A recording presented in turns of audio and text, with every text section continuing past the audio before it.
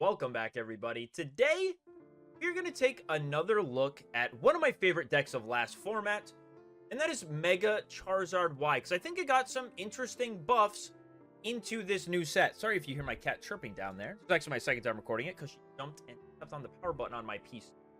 Guys, before we go any further, if you could check to see if you're subscribed, I'm going to be giving away a full art professor when we hit 20k subs. If you're new to the channel, what I try to do here is focus on more competitive-based Pokemon Pocket content, but I also like to record some gameplay on some things that are more fringe meta. But I can promise you, anything I'm uploading is usually something that can do fairly well in ranked. It's kind of your one-stop shop for all Pokemon Pocket ranked content. So here's the deck list, and let's talk about some of these buffs that we got for the... Number 1, Protective Poncho. This deck's number one problem was the fact that Suicune was the top deck, and it could just go Greninja Cyrus onto your Charmeleon or your Mega Charizard Y, and that would be just a massive problem for you. You kind of just need to set up the Charizard. If you can set up the Charizard, you're actually in a pretty good spot against that deck. If you can't, then, you know, they get the Greninja out, you're in a lot of trouble. Protective Poncho completely nullifies that issue. I feel confident just playing one in this list because we have the Entei. We're going to be drawing through our deck fairly well. You could go up to 2. It is a big commitment to have 2 of them in your deck, without a doubt. Okay, this seems to be some sort of juggler box, so I don't know. Okay, this is actually insane. The fact that my opponent has 3 energy down immediately. My character right here might be getting new. So, what you want to do in a position like this is, well, I mean, there's a couple things to think about here. So, a lot of things to think about here. I might double Charmeleon? We'll talk about the deck list in a second. This is probably the play that's going to determine the game. My opponent has a basic Pokemon plus Juggler in that hand. I'm going to be in a lot of trouble. If not, I could just start going through my opponent's... I think it's fine to take this gamble. That's kind of a lot to expect from my opponent, to have Juggler and a Pokemon that can knock out my Entei next turn. I don't know what Pokemon could even do that besides, like, Lugia. Those aren't the right energy for Lugia. I think I'm fine with just going double Charmeleon here, and then attaching to this Charmeleon and trying to get him ready to become a big, nice Charizard. Okay, so Protective Poncho stops your bench sniping problems. Very, very good. When Mega Charizard Y is up, it can kind of just deal with the Suicune deck. A card that I have not seen people play, but I feel like is very impactful, is the Lucky Ice Pop. So, previously, the way I played this deck was with Indeedee. Indeedee offered a few things that were pretty nice for it. It offered, like, passive healing for the entire game. And Lucky Ice Pop, it does... While it's not going to be the same amount of healing, more than likely... Okay, so no basic Pokemon, don't have to worry about that. It's not going to be the same amount of healing, more than likely, because, you know, it's a 50% chance you only get 1 Lucky Ice Pop off. What it's going to do, though... Oh, this is great for next turn. So you just hold the Pokeball and use the A on the Entei, and then you can go and get the Entei back out just to end the deck. I don't have that many cards. It might not even be necessary without that heavy. Sorry about the ADHD switching off of topics. But the Lucky Ice Pop, the biggest benefit is that I don't have to worry about starting Indeedee or my Pokeball not finding me a Charmander on the very first turn. Because that's like the most important thing. It's like, get a Charmander down as soon as you possibly can. Because that's what's really going to win you the game. We don't play Rare Candy. We have to manually evolve up into the guy. We need the Charmander and the Entei down as soon as possible. Opponent conceded. We will continue this chat in the next game. Okay, so here's a perfect example of it. I am starting Charmander. Also, you play the 30 damage Charmander for this situation right here, this guy. And now I'm going to hope that this Pokeball turns into an Entei. It's now a 2 out of 3 chance for this to turn into an Entei, instead of previously what was a 50-50 on whether or not you'd get the Entei or the Indeedee if you started with just 1 basic in your hand to start the game. So that's a good benefit to have. Another card I've added in here is the Lily, because we're not playing Giant Cape. We kind of need to boost the damage that we have. I'm actually surprised our opponent's just going for Jingly Noise here. I feel like I'm fine just taking this point on this. I could retreat into the Entei. My issue with that is that if my opponent's holding Cyrus, I'm not going to be the happiest camper in the world. So I might just go knock out the Chingling here, and then next turn I can retreat into the Entei, knock out the Jirachi, and then I feel like I'm in a pretty good spot after this. As long as my hand doesn't get... my hand gets disrupted, then it is what it is. Not much I can do about that. But this way I'm going to be able to get 2 knockouts here, and that'll feel nice. So hopefully no Mars or red card from my opponent. A research, all right, so that eliminates Mars. That's good. If I see a Swablu this turn, I'm still, like, kind of okay with it. All right, now I'm not because of the Rocky Helmet on the Jirachi and the training area. Okay, so those are both of the cards I didn't want to see this turn, and my opponent has them. It is what it is. Now, typically, in this matchup, you kind of just want to ignore the Entei altogether. This is very different because of where our opponent's board state is at. Usually just want to ignore the Entei and build up a Charizard. This is a unique game because, again, I started the Charmander. I can get a couple free points here. So we're going to go for that route. We're going to evolve into the Charmeleon. And, like, with Sabrina, we might just be able to let Entei kind of dominate this game. We can go Flame Patch here. I guess the one concern we have to have is if our opponent has, what is it called? Cyrus onto our Charmeleon, lock him up. But again, we're going to be looking for that Sabrina to win us the game at the very end here. We'll go Blazing Beatdown, knock out the Jirachi. Now the Tapu Lele can only do damage to the Entei. That's chill.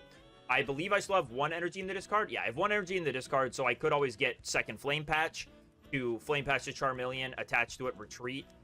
Or just evolve into Charizard, do that play, attach to it manually, and just kind of Lily Ice Pop it. That is putting a lot of pressure on me getting it set up if my opponent has Swablu for this turn.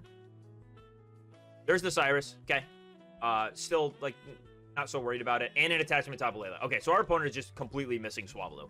But again, in this matchup, guys, you really just want to make a Charizard setup. Now, against the Tapu Lele, it does change things. Because we... let's go research here. It does change things because we... Okay, so I'm still missing some guys. The Entei bench here is fine. I mean, I might as well Lucky Ice Pop this, I think. Get it out of the hand. I'm acting so squirrely, but this is the thing with live gameplay. Okay, so we only get the 1 from it. Unfortunate. But we really did want, like, Charmander here so we could Charmeleon combo off of this. We'll just do this. Again, we're just looking for the Sabrina game. And we'll pass turn. No point in evolving this into a Mega Charizard and creating a situation where we lose the... Alright, there's Swablu. If he comes up and sings, we just evolve and then Sabrina. And if he doesn't, we just Sabrina anyways. Energy Arrow? Okay, so we just go Sabrina for game. That's fine if he's damaging my Charmeleon. Doesn't matter. Sabrina. And that's the game right there. Retreat to Entei. Entei takes all 3 points. But yeah, typically you want to just build up the Mega Charizard. Because there's not a whole lot. And if you have the Poncho down, then you're safe from the Leles and the Jirachi. So you're kind of good to just set up your Mega Charizard, wait for that Altaria to come to the active spot, start swinging with Entei. Like, when the Charizard's in a good spot, it's going to be ready to attack on the turn when the Altaria comes up. And if your opponent gets off to a fast Altaria, then you really want every single energy possible down on the Mega Charizard one. All right, we did some deck editing on the fly because I keep running into my opponent going turn 1 Chingling into turn 2 130 damage on my on my Entei. So I've added the Giant Cape into the list because I think that that's probably the better option because Altaria can hit for 140 with the training area anyways. So I think what I'd rather have is the Giant Cape for the Entei to boost that up to 160. So at least if a Chingling happens, I will be at 150. The Entei will probably live a turn. You just kind of have to hope that you draw better than your opponent. I mean, they do need, like, quite a bit. And I guess we do need our one of card, which isn't the easiest thing in the world. But going first is nice against the Zubat, especially since he attached to it and decided to do this damage. Because that means that I can and will just go for the knockout here on this bat. I'll put the giant cape there. And we'll just go for this. I can hold the ice pop. I don't think it's gonna matter. Yeah, I don't think it's gonna matter. Like Lily should be enough healing for the Charizard Y. We gotta keep that. Again, we'll leave it here. 130 HP is enough for the Entei. It's not like I'm worried about anything next turn. And I took out the Sabrina because I don't know what the Sabrina's really doing a whole lot for me. It's fine with like aggro Entei, but the deck has changed to where you can now more reliably worry about just like, oh, this is just a setup Mega Charizard Y deck, and I'm kind of good because of the Protective Pawn. So I think going in with that strategy is a little bit better.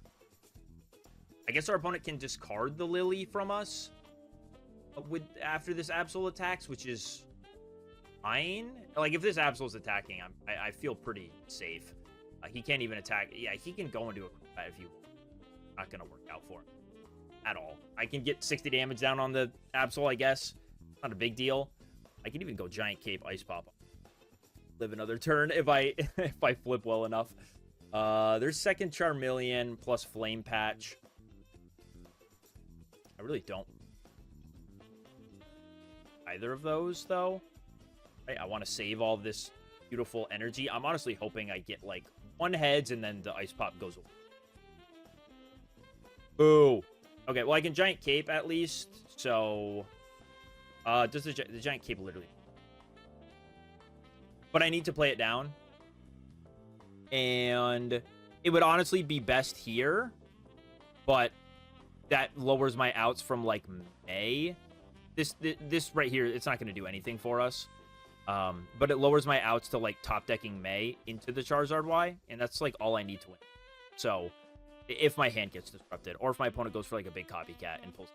So, the Giant Cape can go on to the... Like, I guess if it's not going to matter, then it might as well go on the Charmander. Maybe that comes up somewhere. I doubt it, but you never know. We're just trying to avoid hand disruption next turn, I guess. Go 60 on him. Don't want to get Mars. Red card would be whatever, but Mars would be a big no-no. Okay, Pokeball. That does not. We have quite a few outs. The Lucky Ice Pop doesn't matter because we are just, again, going for the Charizard Y. Well, I guess it does. If he heals past 150 with this Lucky Ice Pop, then my baby Charizard is no longer an option to knock this thing. But hopefully it stops. Nah, why would it? All right, so we're on a 1-out now. My opponent is actually the Go Ice Pop Flipper. Heals all the way to the max on his Absol. And he's going to discard our Lily. Okay, so Lily goes away. And if I get a baby Charizard, I'm going to be sick to my stomach here. I'm going to be honest, guys. I'm going to be so sick. What do we have left in the deck, even?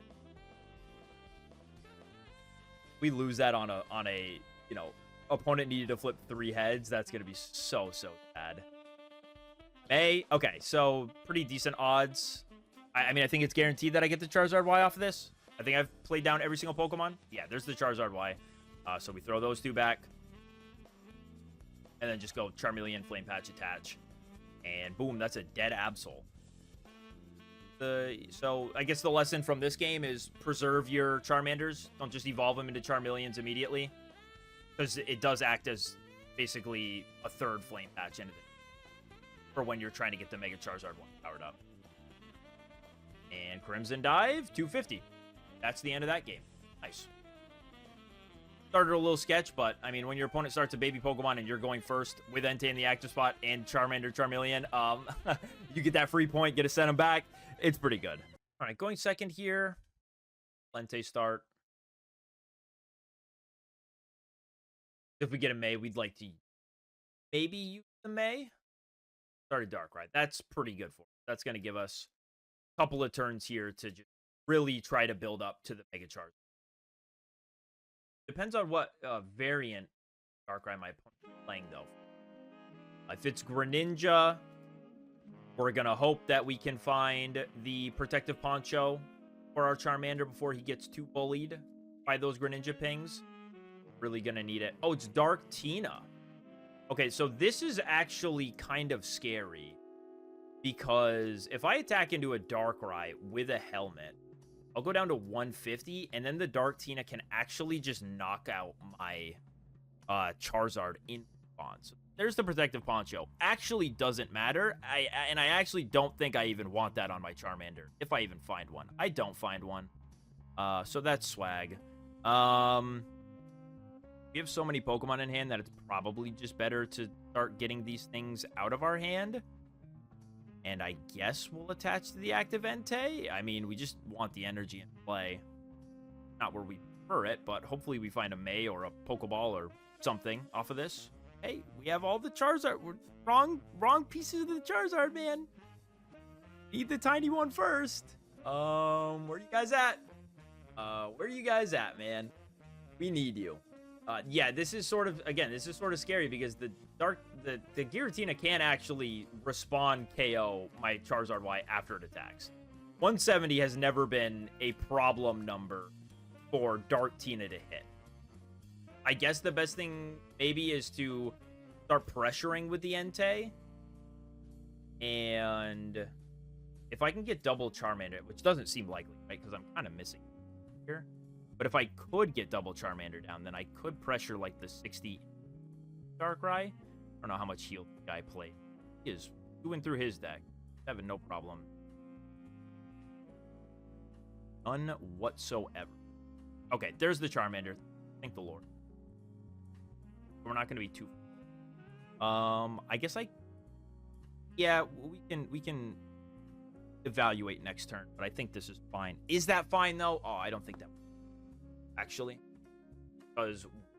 Well, we do set this thing up for a potential knockout, but now have we're not going to have 3 energy on the Entei if we decide not to attack. Yeah, I feel like this guy can probably just heal out of range. Does deck even play Rocky Helmet anymore? If it doesn't play Rocky Helmet, I don't have as much to worry about if I can put a, what is it? If I can put a helmet down. But I do have to worry about Sabrina onto this Entei on the bench. That will, at the end. He has the pawn. Like, there's not really a spot for any. Tool kind of unoptimally. No hand disruption either. We're sort of just at the mercy. That's okay. Also doesn't make a difference.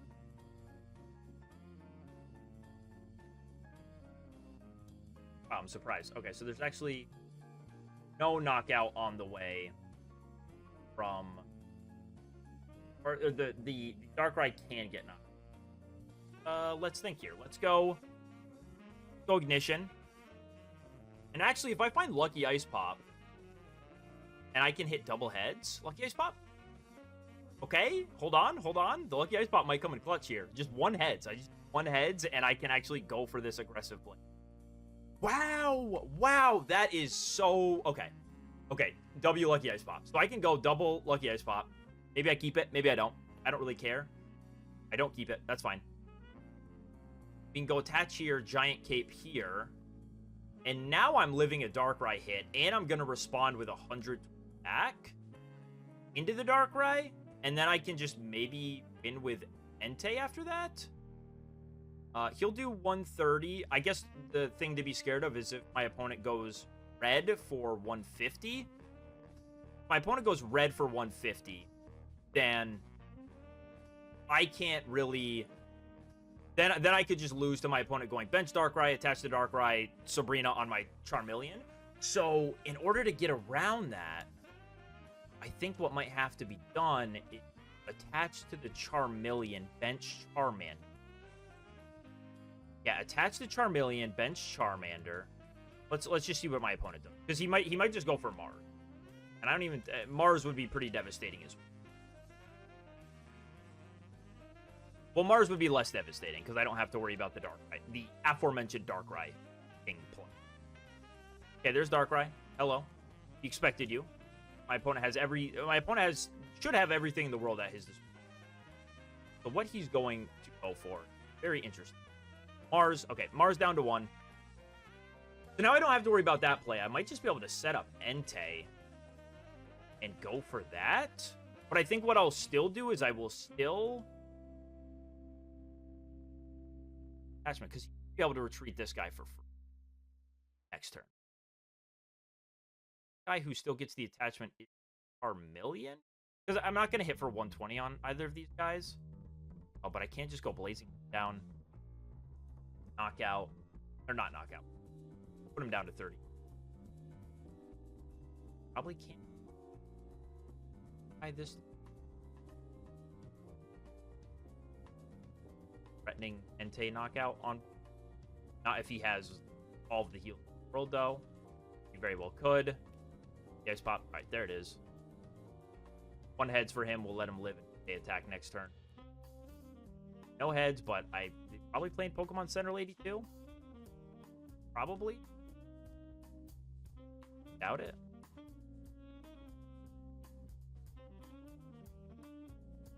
Find out. For chance. Okay, Darkrai ping. Don't even know if this list plays Guzma. He could. I was about to say he could be playing the starting planes as well. But that's both of his. That's both of his stadiums gone. So I guess I don't have to worry about this moving.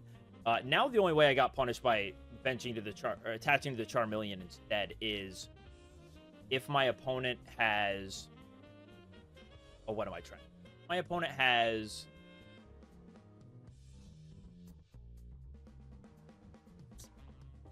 So light up. I think I have to promote Charmeleon here, unfortunately. Hope for a Charizard. Okay. Charizard. So what it's going to have to come down to, I think I just attach to the Charmeleon. I guess I could, if I sort of need the other Flame Patch here. This Mega Charizard's going to live. If my opponent goes Sabrina, I send up the Entei. He survives anything this Giratina does. I can Flame Patch plus Charmeleon to it to retreat it.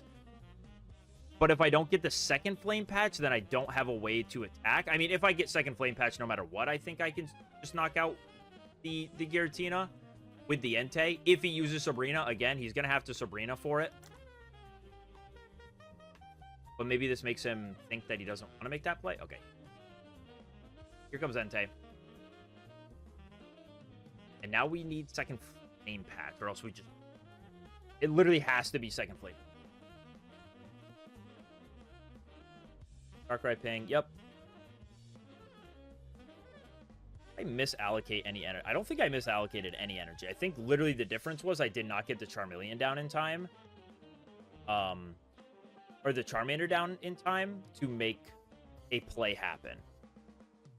I guess I could have attached to the Entei, but I think then I'm in the same spot, and maybe my opponent doesn't even go for Sabrina. If I'd split up my energy on Entei. Yeah, if I had split up... Why didn't I split up my energy on Entei? Because I could have gone Charmeleon Flame Patch. Oh, that's just a throw. That's actually just a throw. I had this game literally 100% guaranteed. Right? If I had one here, Sabrina, Charmeleon Flame Patch attach, I have the game. I have the game. If he doesn't, I still have the game. If he doesn't Sabrina, I can still power up the Mega Charizard. Okay, this is definitely... I mean, all right, that was just a misallocation of energy, and I want you guys to learn from it. That's why this is going into the video. Because that I had game on board. I had game on board. If I just attach, right? I'm not miscalculating that. If I had attached to the Entei, both of them have 1 energy. I can accelerate 3 energy in play with the hand that I currently had. Yeah, I had game on board if I had just attached to the Entei. That's all I needed to do, and I would have won that game. Hard to do live commentary and also think of every single line.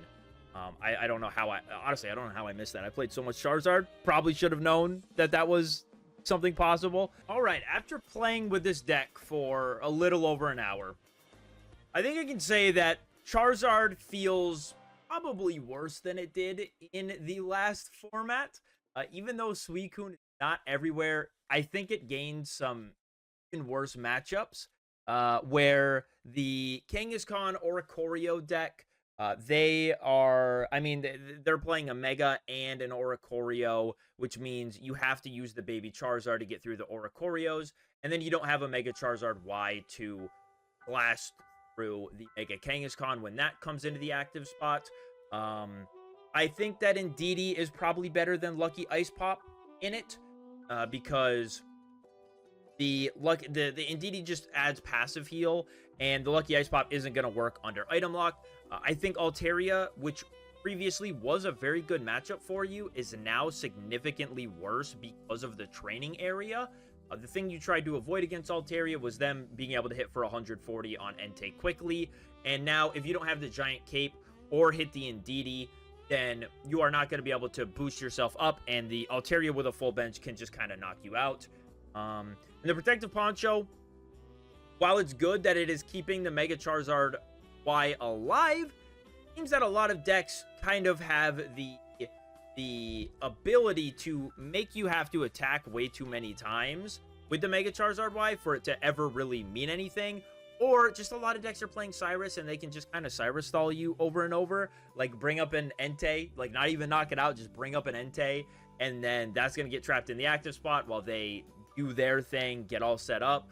The deck does not feel like it is very well positioned. I don't want to cap to you guys. It feels worse than it did in Crimson Blaze. In Crimson Blaze, it felt pretty fun.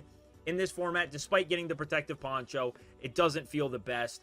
The thing with the Lily is, the Lily I don't even think really comes up all that often, but if you're playing the Lily, this is the only way that the Baby Charizard can win you the Magnezone or Oricorio matchup, because otherwise the damage just doesn't work out. It's way too much, even with Indeedee plus Giant Cape. So if you were worried about Oricorio, leave the Indeedee or leave the Lily in there. If you're fine with just taking an L to that matchup and improving other matchups, take out the Baby Charizard, take out the Lily, add like a Sabrina and some other card to the deck, because the Charizard, the tiny Charizard is not going to win you against any matchups against Magnezone or Oricorio otherwise without like a bunch of heals, so it can safely attack 3 times in a row.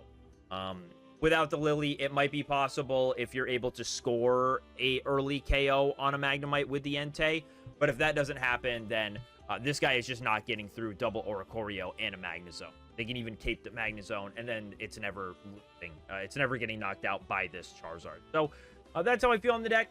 Unfortunate. I was hoping it would be a little bit better than what it was, but I think Mega Charizard Y, it is still just not your time until we get a better Oricorio counter for the Charizard, or just something else with the deck clicks. But yeah, from playing it, and I played it a lot last format, I just don't think I can sign off on this deck and tell you that it's going to be a great pick for ranked. But that's what we do. We profile decks, we take a look at them, we adapt the deck list as we go with these live commentaries, and if it doesn't end up working out all that well, then it doesn't end up working out. So thank you guys so much for watching. Make sure you subscribe, like the video. I'll see you on the next one.